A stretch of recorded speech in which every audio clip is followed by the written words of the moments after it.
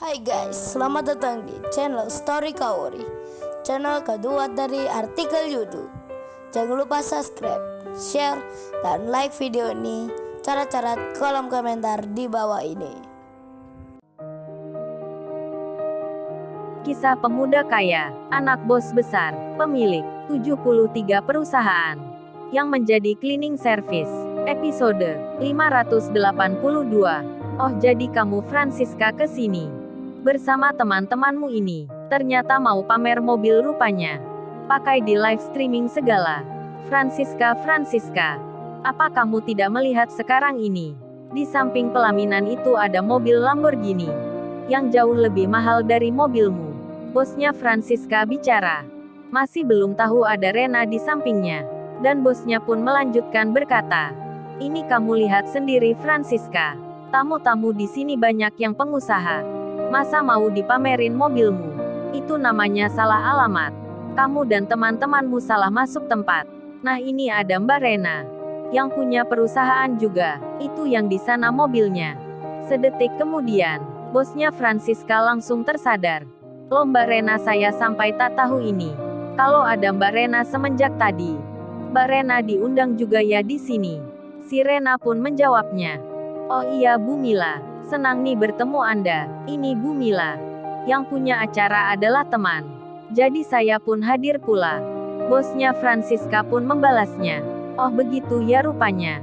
Pantas saja kalau tamu-tamu di sini banyak yang pengusaha." Ternyata Mbak Rena mengenal juga. Francisca pun semakin tak karuan hatinya. Berada di tempat yang ada banyak orangnya. Orang-orang kaya dan pemimpin perusahaan semua. Tujuannya pun diketahui bosnya. Jadinya tak hanya Francisca.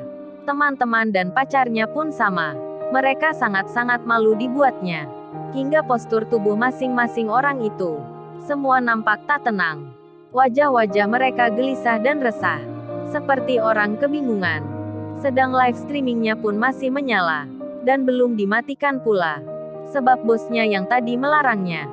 Hingga suara-suara dan gambar video itu pun terdengar begitu jelasnya. Para followernya Francisca banyak yang menyimaknya. Mereka melihat semakin tertarik jadinya.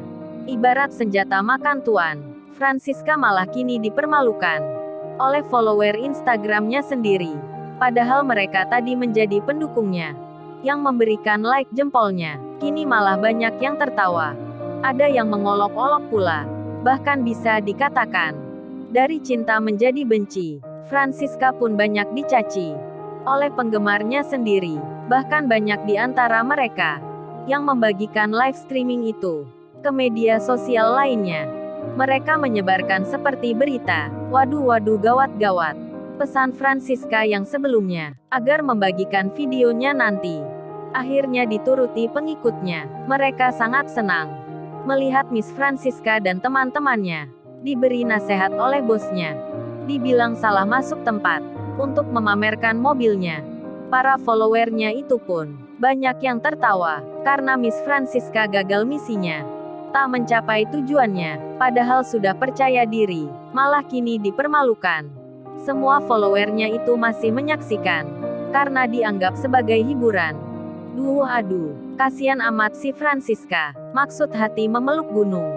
Apa daya tangan tak sampai. Francisca bersiap dapat pujian, malah kini mendapat makian. Sedang Kenshin yang berada di situ, yang melihatnya juga. Kenshin pun bicara, "Oh ini Ibu Mila. Mungkin kakak ini dan teman-temannya sedang eksperimen sosial kayaknya. Tak bermaksud pamer mobilnya. Kan saya yang memberikan undangan kemarin. Serta yang meminta teman-teman sekantornya datang. Perkenalkan, nama saya Kenshin Ibu Mila. Jadi saya rasa kakak Francisca ini sudah tahu. Nggak bermaksud punya tujuan begitu." Kenshin berusaha menutup-nutupi, karena merasa kasihan dengan Francisca, yang dibuat malu oleh bosnya sendiri. Didengar pula orang yang di sini. Jadinya Kenshin berkata begitu. Si Rena pun ikut bicara.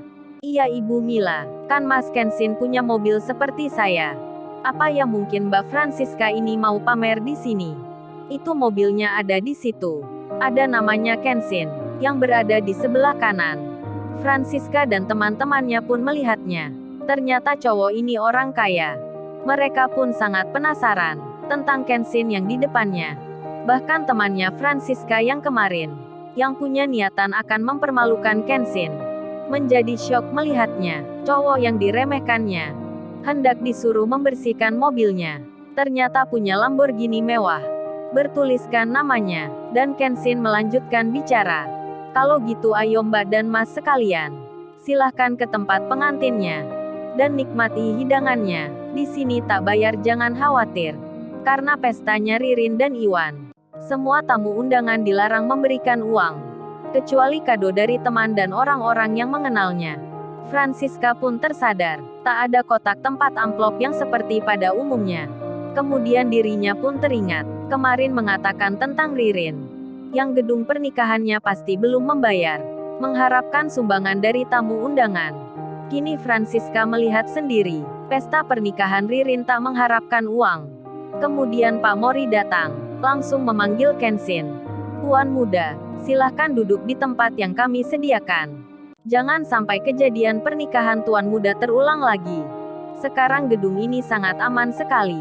Silahkan tuan muda bersama tuan putri, dan juga anak-anaknya, duduk di tempat VIP. Sebagai pemilik gedung ini, saya bertanggung jawab untuk keselamatan tuan muda. Pak Mori tersenyum, dan juga bicara, ayo Mbak Rena silahkan juga ke sana. Setelah itu Pak Mori berpamitan, berjalan ke tamu yang lainnya. Francisca dan teman-temannya menjadi kaget lagi, melihat orang yang baru bicara itu. Ternyata pemilik gedung ini, dan memanggil cowok di depannya dengan sebutan tuan muda. Francisca pun deg-degan sekali. Teman-temannya pun sama, bosnya Francisca demikian pula. Hingga bertanya pada Rena, oh ya Mbak Rena, apa itu suaminya? Si Rena belum menjawabnya, Kenshin malah datang ke dirinya. Kenshin tiba-tiba bilang, sayang jangan nakal begitu. Terlihat anaknya Kenshin yang digendong Rena berontak, seperti bergerak-gerak, dan Kenshin berkata, sini-sini sayang. Kenshin mengangkat tangannya, berada di depan Rena, seperti tanda agar anaknya diberikan. Francisca dan teman-temannya, termasuk pula bosnya, mendengar Kenshin memanggil sayang ke Rena Larazati. Waduh gawat ini.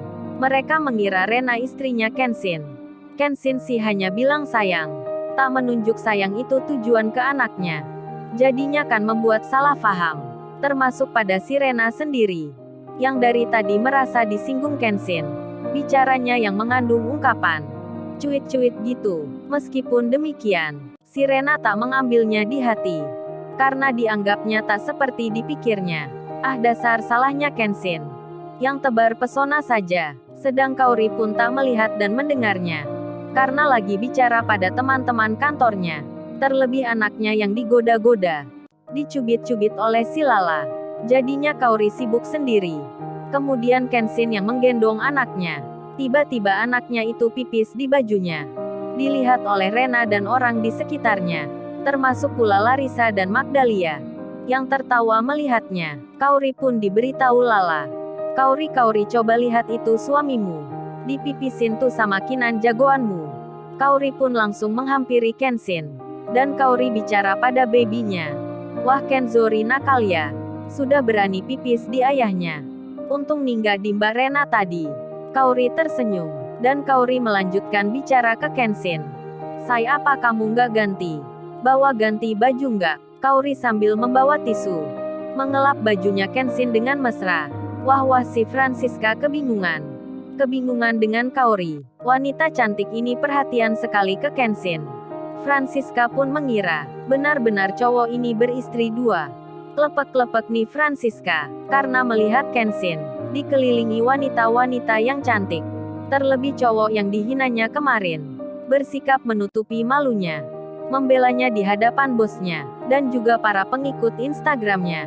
Meskipun sudah terbuka semua, Francisca itu melihat Kenshin dengan agak terpesona, karena tak membalas dendam ke dirinya. Meskipun kemarin diremehkannya, kemudian bosnya pun bicara pada Francisca. Oh ya kalian harus minta maaf juga ke pengantinnya. Live streamingnya jangan dimatikan, biar semua pengikutmu tahu sampai akhirnya. Pasang kamera itu di bajumu. Dan sekarang ayo kita ke sana, menemui yang punya acara. Bosnya Francisca memerintahkan. Francisca dan teman-temannya pun melakukan. Kemudian Susanti, mantan pacarnya Iwan, yang perutnya buncit, terlihat hamil, masuk ke tempat acara. Susanti pun akan melakukan rencananya. Dan Susanti berjalan. Iwan pun melihatnya. Begitu pula dengan Kenshin, yang melihat mantannya Iwan, yang bernama Susanti, naik ke panggung utama. Lalu, bagaimana kisah selanjutnya? Subscribe channel ini untuk episode berikutnya. Terima kasih. Jangan lupa ya guys, untuk kelanjutan ceritanya ada di channel Story Kaori. Jangan lupa subscribe ya guys, dan tekan notifikasinya.